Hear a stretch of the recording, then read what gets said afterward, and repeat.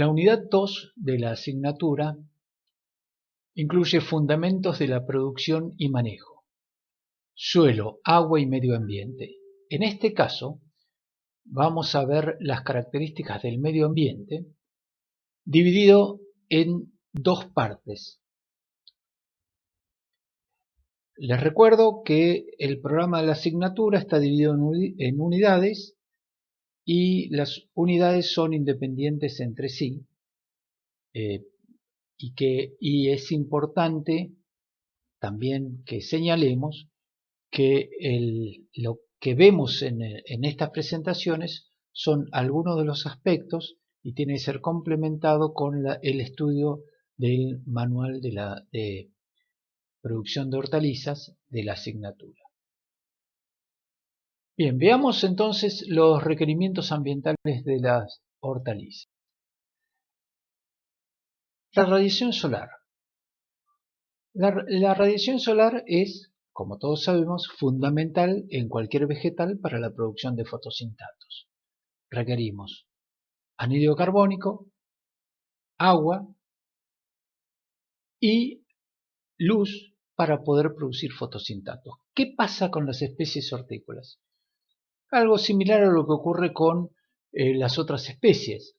O sea, cuando veamos en este gráfico, donde tenemos en el eje de las X la luz absorbida y en el eje de las Y la asimilación de anhídrido carbónico a través de la fotosíntesis. Vemos que a la ausencia de luz o con muy baja luz tenemos lo que se llama respiración en oscuridad, donde en realidad lo que tenemos es la pérdida de fotosintatos.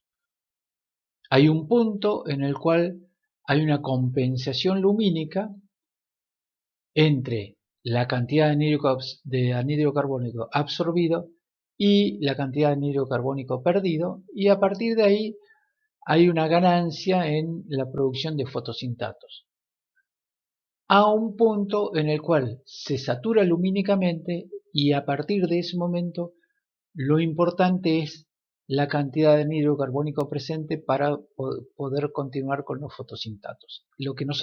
Con la producción de fotosintatos, perdón. Lo que nosotros estamos evaluando o viendo en este gráfico está relacionado con un ambiente con 350 partes por millón de anhídrido carbónico, que hoy es una cantidad normal de anhídrido carbónico en el aire, y a 25 grados de temperatura, porque la respuesta de la fotosíntesis a la luz depende fundamentalmente de la temperatura y de la concentración de anhídrido carbónico. Y esto ocurre en lugares, vamos a encontrar que, por ejemplo, en algunos lugares se hace una fertilización con anhídrido carbónico porque estamos trabajando en ambientes muy cerrados.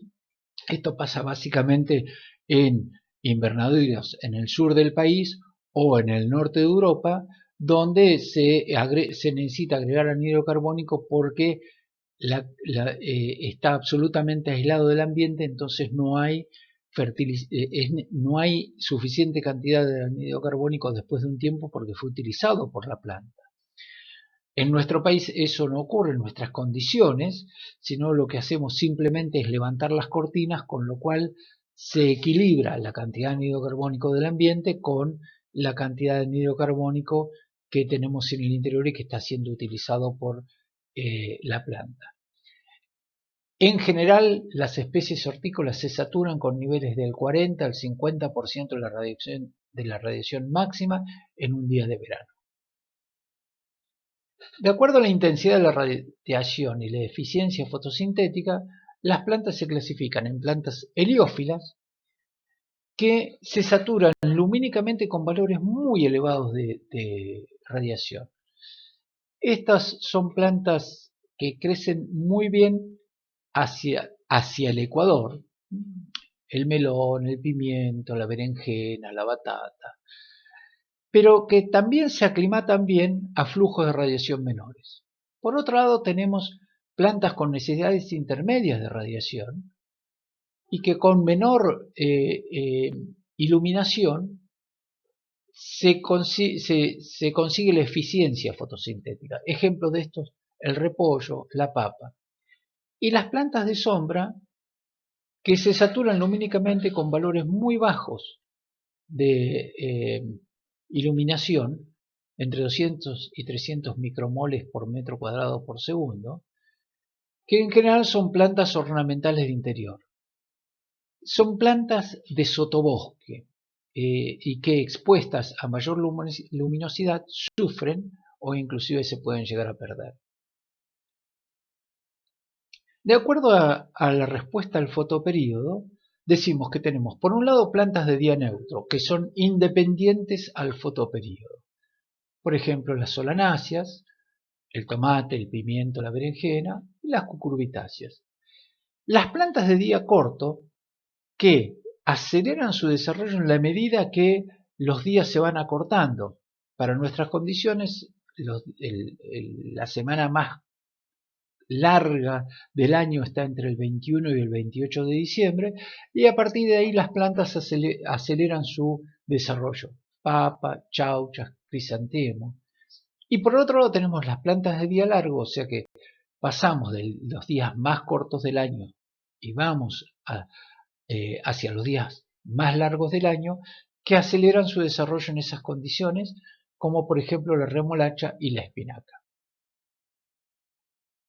Con esto en mente podemos ver qué es lo que puede pasar en un lugar como Mercedes, aquí en la provincia de Buenos Aires, donde tenemos esta serie de datos meteorológicos. Vemos la radiación solar, que es menor desde mayo hasta agosto, las horas de luz, que justamente desde mayo hasta agosto son las menores, y las máximas están en los meses de diciembre y enero, y también noviembre y febrero.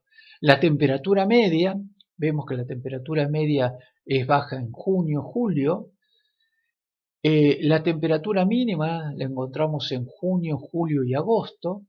Y las temperaturas máximas en diciembre, enero y febrero. Con estos datos, sin tener en cuenta otros requerimientos, podríamos intentar ver qué especies hortícolas se realizarían según la estación del año. Y vemos que la espinaca es una planta de día largo. El crecimiento de las plantas de espinaca a baja temperatura durante un mes, el posterior ascenso de la temperatura y el fotoperíodo largo puede promover la subida de la flor, que es lo que vemos aquí. Este fenómeno se denomina bolting. Temperaturas bajas, luego cuando las temperaturas aumentan, provocan la subida de la flor, provocan la formación de flores, que no es lo deseable desde el punto de vista hortícola. Nosotros, la espinaca, consumimos hojas. Cuando empieza la floración, la espinaca pierde la terneza de la hoja y pierde el valor comercial. Ahora veamos, ¿en qué momento se producen las temperaturas más bajas? Vemos que en junio, julio, tenemos las temperaturas mínimas y las temperaturas máximas son relativamente bajas. Entonces, aquí tenemos el crecimiento de la espinaca a baja temperatura.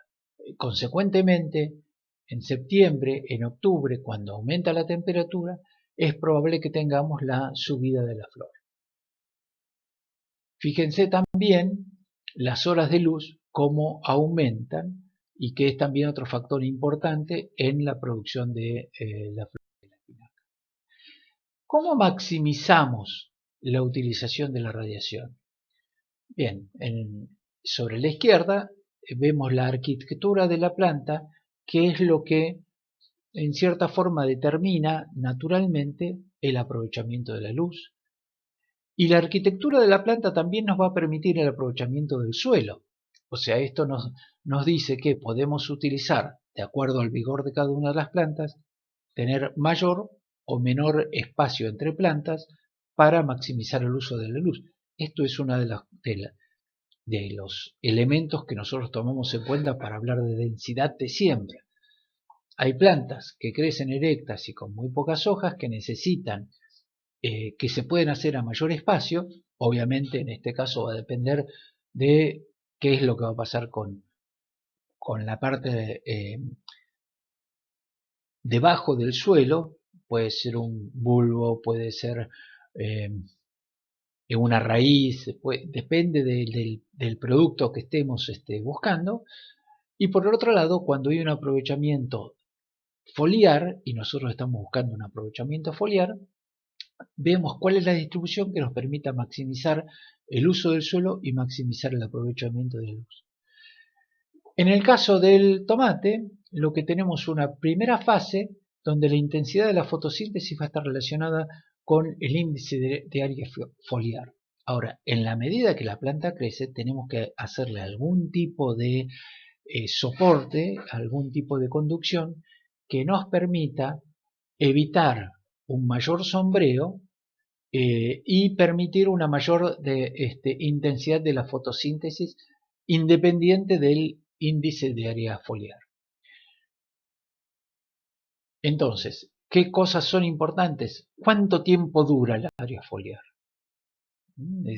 Esto es uno de los factores importantes. Por ejemplo, las hojas que están en la parte basal del tomate son hojas que desde el punto de vista productivo son parásitas, porque en realidad producen muy pocos fotosintatos y utilizan parte de los nutrientes para su propia supervivencia. Y por otro lado, la densidad de la población que nos permite la mayor intercepción de la luz. Hasta aquí entonces los requerimientos ambientales de las hortalizas, la primera parte. Continuamos luego con la segunda parte.